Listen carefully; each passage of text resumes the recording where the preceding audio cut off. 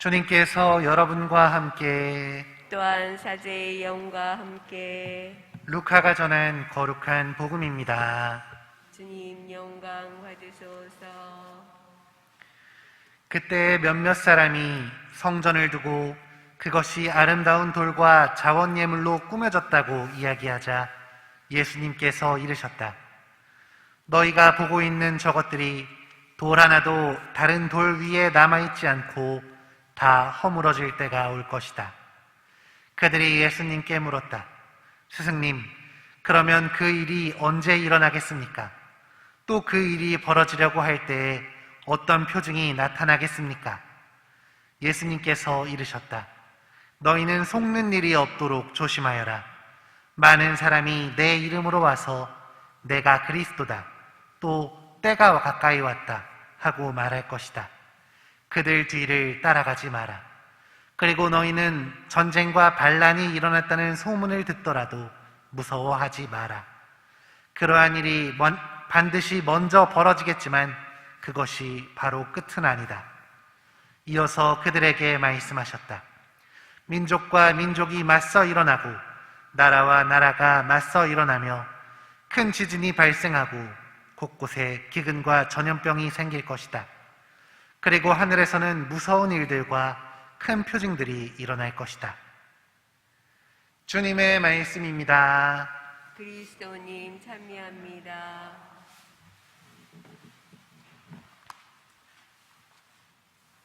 참 예수님, 예수님. 오늘 복음의 말씀은 성전의 붕괴와 큰 표징들에 대해서 알려주시는 예수님의 이야기가 전해지고 있습니다. 특히 너희는 속는 일이 없도록 조심하여라. 많은 사람이 내 이름으로 와서 내가 그리스도다, 또 때가 가까웠다 하고 말할 것이다.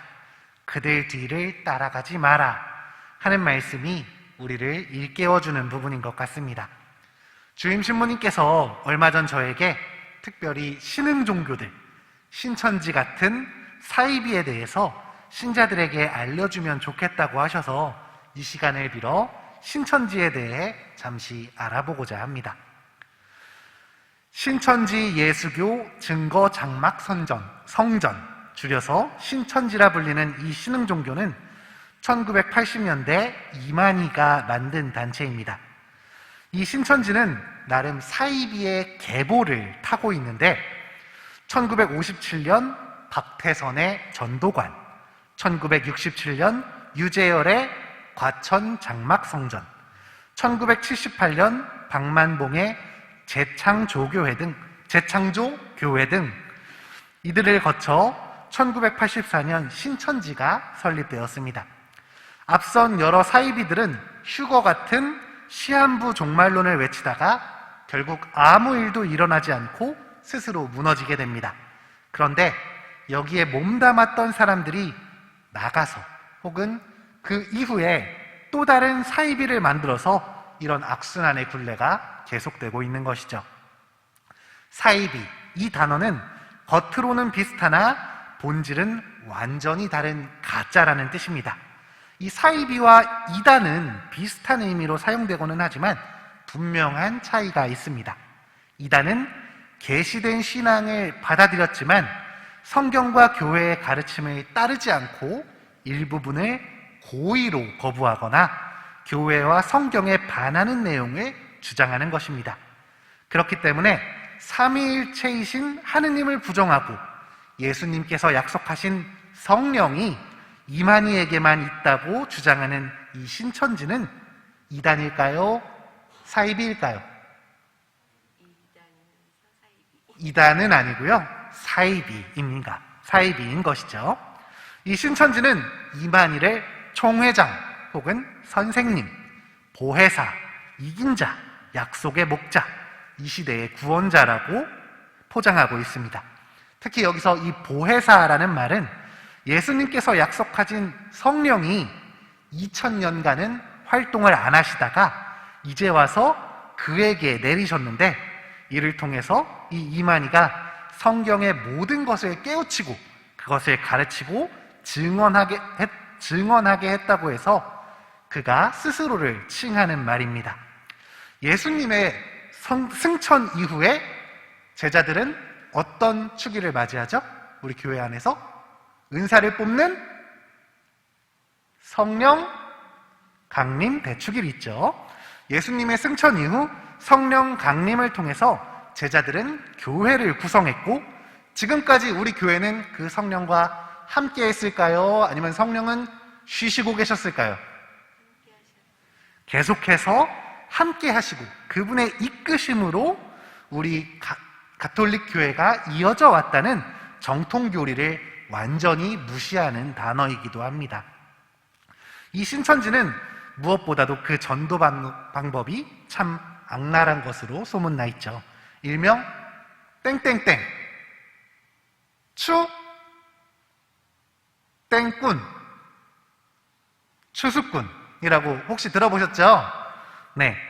스스로를 감춘 채 다른 성당이나 교회에서 활동을 하고 거기에 자리를 잡은 후 성경 공부 등을 핑계로 사람들을 그들의 길로 인도하는 사람들을 추수꾼이라고 합니다. 이런 모략의 전도 방법, 솔직하지 못하고 누군가를 속이는 것까지 정당화하는 그들의 모습은 작년 코로나 사태 이후 많은 부분이 드러나게 되었습니다. 신앙에 대해 갈증을 가지고 있는 사람들, 사회적으로 인정받고 존중받고 싶어하는 청년들, 이런 사람들을 그들만의 성경 공부를 통해 세뇌시킨다고 합니다. 이런 곳에서 성경을 배우다 보면 자기도 모르게 신천지의 의도에 휘둘리게 되고 전체적으로는 성경관과 구원관이 비틀리게 됩니다.